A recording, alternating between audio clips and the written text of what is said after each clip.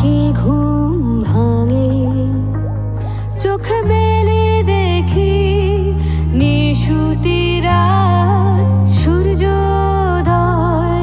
অনেক দেরি তোমারও জেগেছে কি সত্তা নাকি ইতিহাসে বন্দি বহু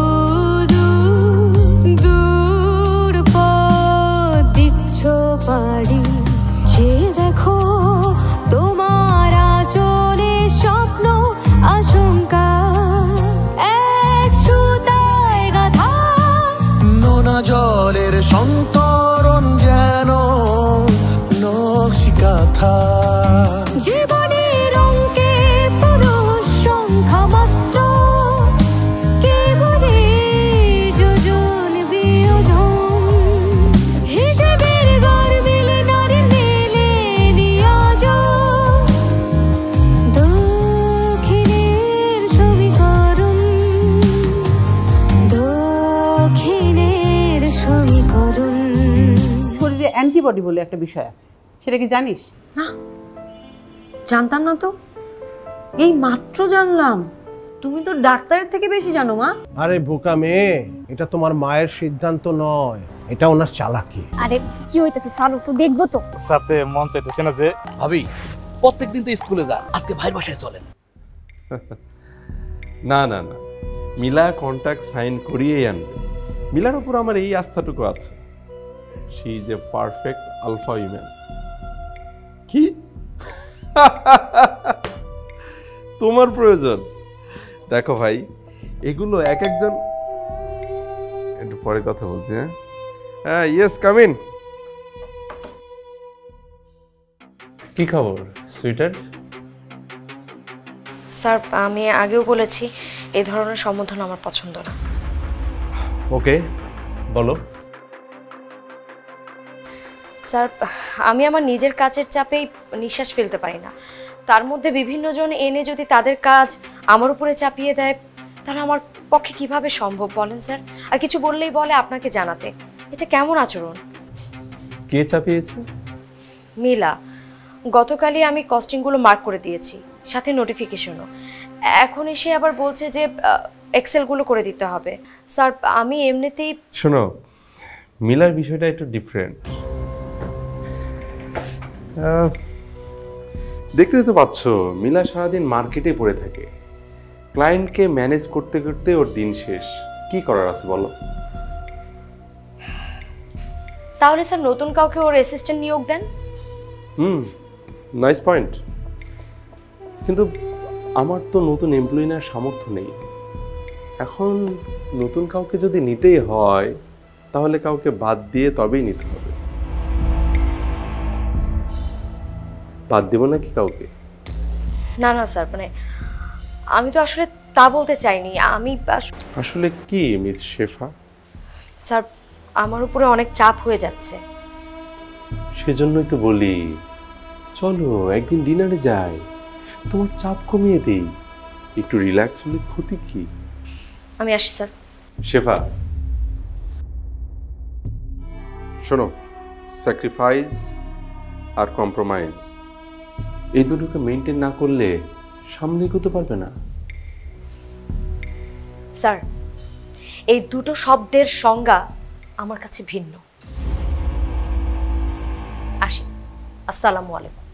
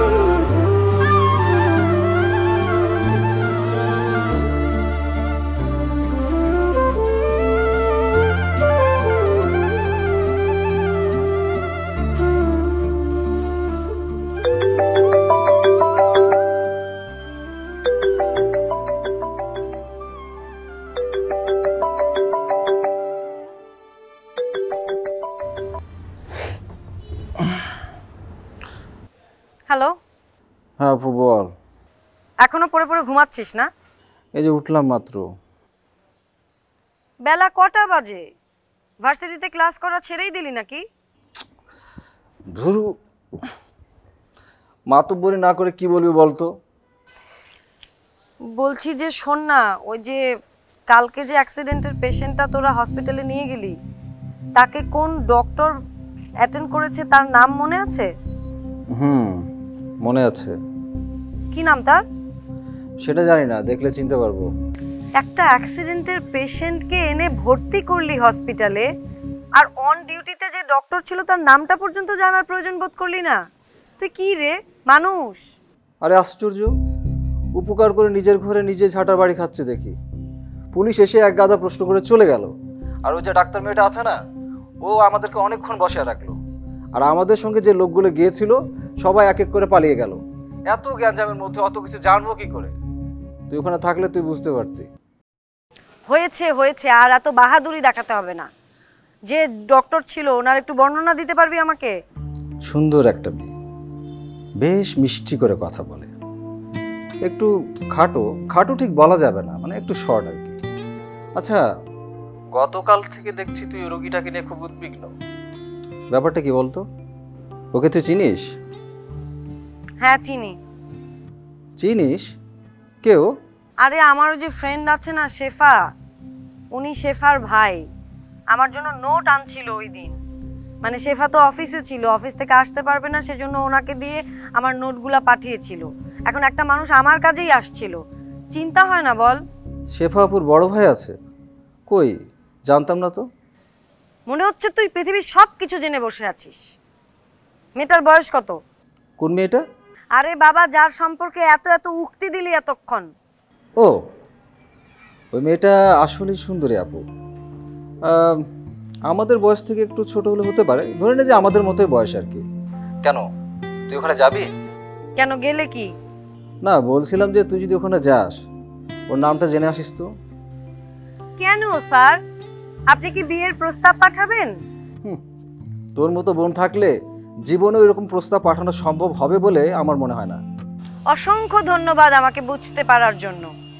এবার দয়া করে বিছানাটা ছাড়ো, ছেড়ে ফ্রেশ হয়ে ইউনিভার্সিটিতে যাবার জন্য রেডি হও, নয়তো আমি মাকে কিন্তু কমপ্লেন করব। যাচ্ছি বাবা, এমনিতে জিজ্ঞেস করছিলাম। তুই যাবি নাকি হসপিটালে?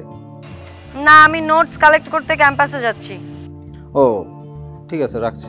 আমি বিছানা ছাড়তে বলেছি কিন্তু। আচ্ছা ঠিক আছে, রাখলাম। রাখছি আমি। Okay bye.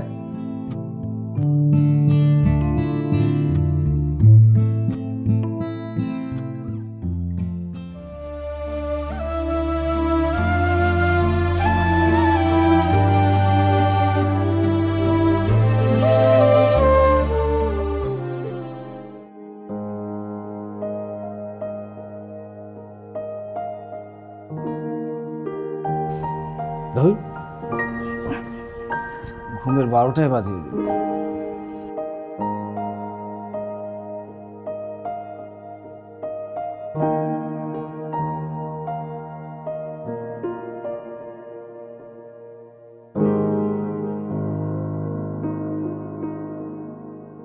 এক্সকিউজ মি, আপনি কি কাউকে খুঁজছেন?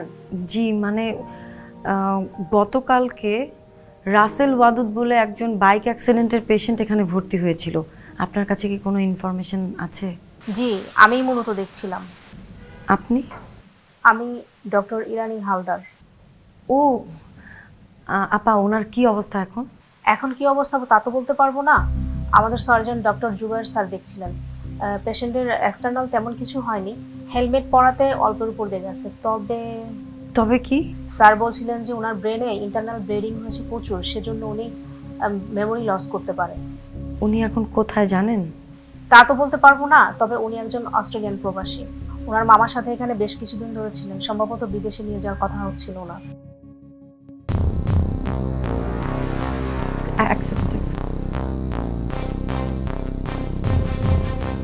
দেখুন তো উনি কি না। হ্যাঁ ইনি তো। কি ব্যাপার বলুন তো?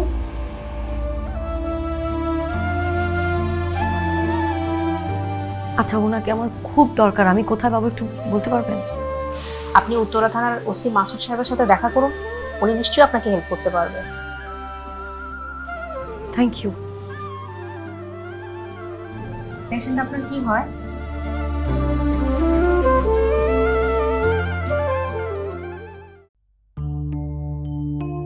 দাদা দেখছি যেখানে যান সেখানেই জলের সন্ধানে নেমে পড়ে। আরে ওই একটু একটু জল পেটে পড়লেই জাগতিক কোনো কিছুই তোমাকে আর জ্বালাতন করতে পারবে না, বুঝলে? কিন্তু আপনি তো মেয়েদের জ্বালাতন করবেন, পেটে পড়লে আপনি একেবারে ঘেটে যান। সে কি, আমি তোমাকে জ্বালাতন করি? আরে এ তো দেখছি একেবারে রাধা কৃষ্ণের ব্যাপার হয়ে গেল। আচ্ছা আচ্ছা ঠিক আছে, আমি হচ্ছে তোমার কৃষ্ণ। না দাদা, আপনি হচ্ছেন হালের রোমিও। কৃষ্ণের তো চাল চুলা ছিল, আপনার চালও নেই চুলাও নেই। সে কি? না, এটা কিন্তু ঠিক না। আরে আমি তো ঘরেই থাকি, অবশ্য খাওয়া দাওয়ার জন্য একটু বাইরে যেতে হয়। আর এই যে প্রকৃতি আছে না, প্রকৃতি আমাকে ঘরেই থাকতে দেয় না, ঘর থেকে টেনে বের করে নিয়ে যায়। আচ্ছা তুমি কি বুদ্ধদেব গৌর মাধুকরী পড়েছো? পড়েছি, ঘটনা কম বর্ণনা বেশি। আরে ওই বর্ণনার জন্যই তো তুমি এই ঘটনাটাকে গভীরভাবে উপলব্ধি করতে পারছো। প্রকৃতিকে কি সুন্দরভাবে উপস্থাপন করেছেন তিনি। আর প্রকৃতি মানে কি জানো তো?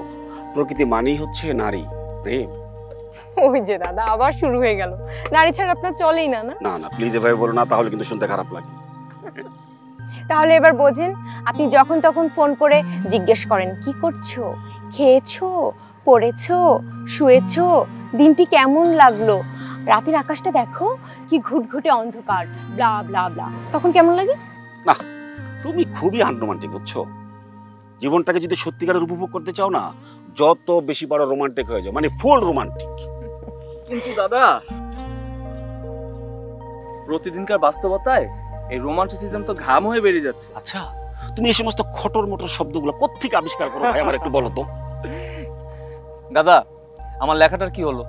হবে, এত অধৈর্য হলে চলবে, একটু ধৈর্য ধর। ও তোমার সঙ্গে তোর পরিচয় করে দিনি, ও হচ্ছে গিয়ে রুদ্র হাসান, তরুণ লেখক ও পরিচালক। দাদা এখনো কিন্তু হইনি। আরে হবি, ভবিষ্যতে হবি না? ভবিষ্যতের কথাগুলো যত বেশি বেশি করে বলবো, ভবিষ্যতে সেটাই হয়ে যাবে।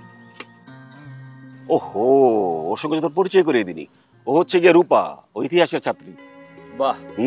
দাদা আপনার দলটা একদম ঐতিহাসিক হয়ে যাচ্ছে, একজন ইতিহাসবিদ নিয়ে বসে আছে। এখনো হয়নি ভাই, হব। যাই হোক, হবেন তো। দাদা হ্যাঁ, স্ক্রিপ্টটা রেডি না হলে তো কিছু করা যাচ্ছে না। একটা শর্ট ফিল্মের স্ক্রিপ্ট লিখতে যদি আপনি এতদিন সময় নেন তাহলে কিভাবে হবে বলেন তো? তোদেরকে নিয়ে হয়েছে একটা সমস্যা, মানে তরুণ প্লাবান না, ইয়াং প্লাবান খালি অধৈর্য হয়ে যাস। আরে ধৈর্য ধর, সবুরে মেয়া ফলে, ধৈর্য ধর, ভালো কিছু একটা হবে। কিন্তু এখনো প্রযোজকই পাসনি। দাদা প্রযোজক তো আমি নিজেই। বলিস কি, তুই নিজেই প্রযোজক? তাহলে দে আমাকে কিছু টাকা পয়সা, কিছু অ্যাডভান্স কর। অ্যাডভান্স করতে গিয়ে দিব, টাকা কোথায়?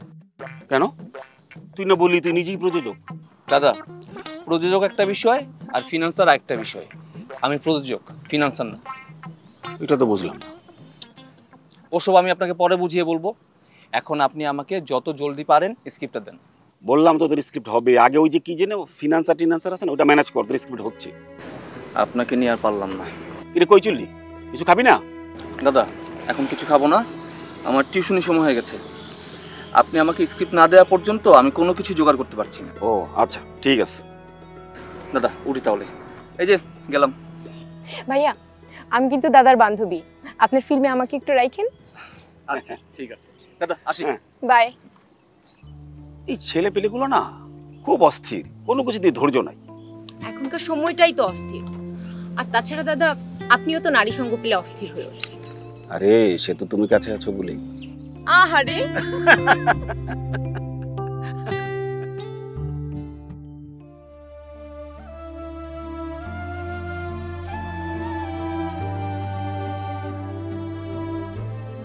আপনাকে দেখে কিন্তু শুধু বন্ধু মনে হচ্ছে না,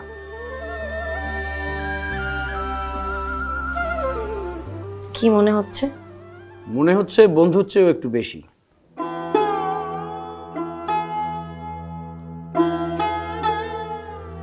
ধরে নিন তাই। শুধু এইটুকু ঠিকানা, এখানে তো খুব বেশি কিছু লেখা নেই।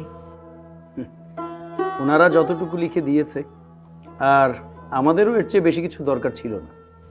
দরকার ছিল না মানে? একটা লোক অ্যাক্সিডেন্ট করেছে, তার কি হলো না হলো আপনারা দেখবেন না? ওটা কি আমাদের কাজ ম্যাডাম? তাছাড়া অ্যাক্সিডেন্টের জন্য ভিকটিম নিজেই দায়ী। বাইকটা যখন তিনি চালাচ্ছিলেন স্পিড ছিল 60-র উপরে, হঠাৎ করে স্লিপ কেটে বাসের সাথে গিয়ে লাগিয়ে দিয়েছে। কিন্তু মানুষটা বেঁচে আছে কিনা এইটুকু তো অন্তত জানতে পারতেন। আহা, ভিকটিম মানে রাসেল সাহেব, ওনার ফ্যামিলি যখন ওনাকে নিয়ে যাচ্ছিল তখন ওনার সেন্স ছিল। এতক্ষণে হয়তো দেশের বাইরে চলে গেছে। ওনার মামাকে দেখছিলাম এমার্জেন্সি ফ্লাইট বুক করছিল। উনি প্রবাসী বাঙালি, ওনার মা বাবা সবাই দেশের বাইরেই থাকে। উনি সম্ভবত ব্যবসায়িক কোনো কারণে দেশে এসেছিলেন। প্লিজ প্লিজ আমাকে একটু ওনার সাথে দেখা করার ব্যবস্থা করিয়ে দিন। ওহ, কিন্তু সেটা কিভাবে? এখানকার কোনো নাম্বার পর্যন্ত ওনারা দিতে পারেনি। বলেছে এখানকার কোনো পার্মানেন্ট নাম্বার নাকি ওনাদের নেই, আর দেশে হয়তো ফিরবেই না। এই ঠিকানাটা সম্ভবত এখানে ওনার যে আত্মীয় আছে তাদেরই হবে।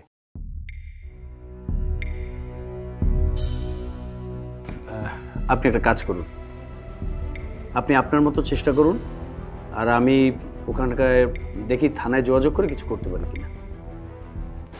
খুব উপকার হবে ভাই। Don't worry, I'll try my best.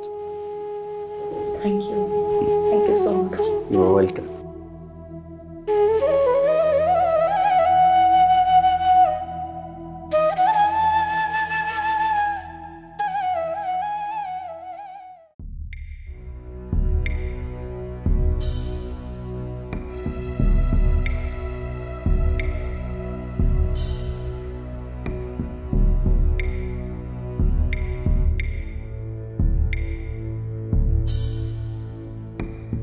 কিছু বলবেন?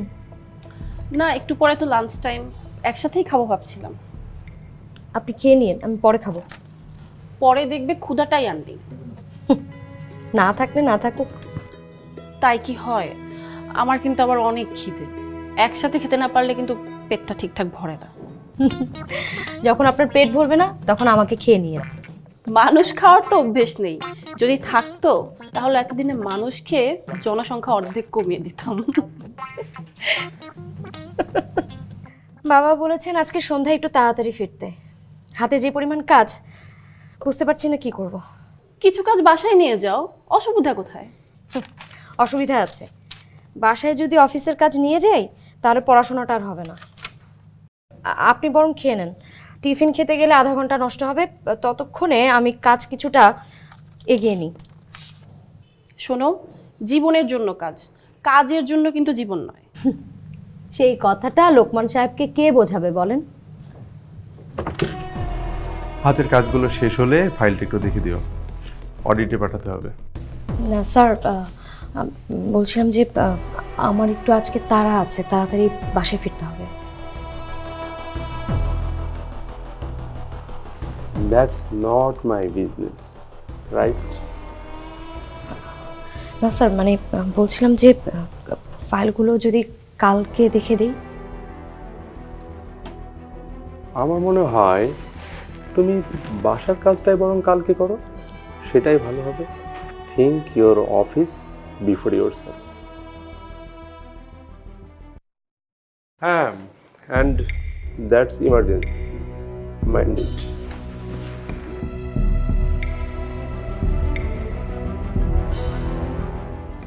এই একটা কাজ করি, তোমার খাবারটা দাও, আমি দুজনের খাবার একসাথে করে তোমাকে খাইয়ে দিই, তাহলে তুমি খেতে খেতেও কাজটা শেষ করে ফেলতে পারবে।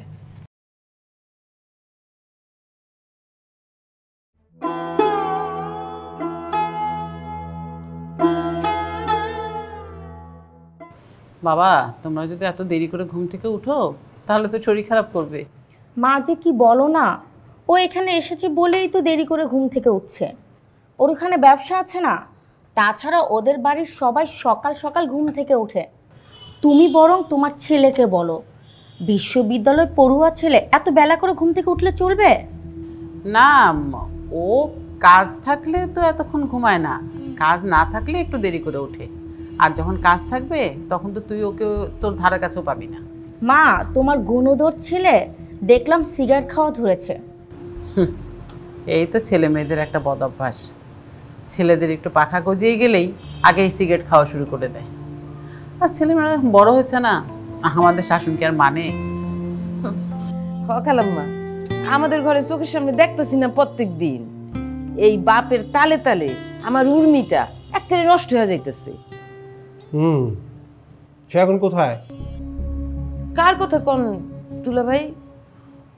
ওহো রাঙা ভাই, হ্যাঁ সে তো বাজারে গেছে, আম্মা তারে বাজারে পাঠিয়েছে গরু গোশত আনতে। আপনারা দুপুরে খাইবেন না?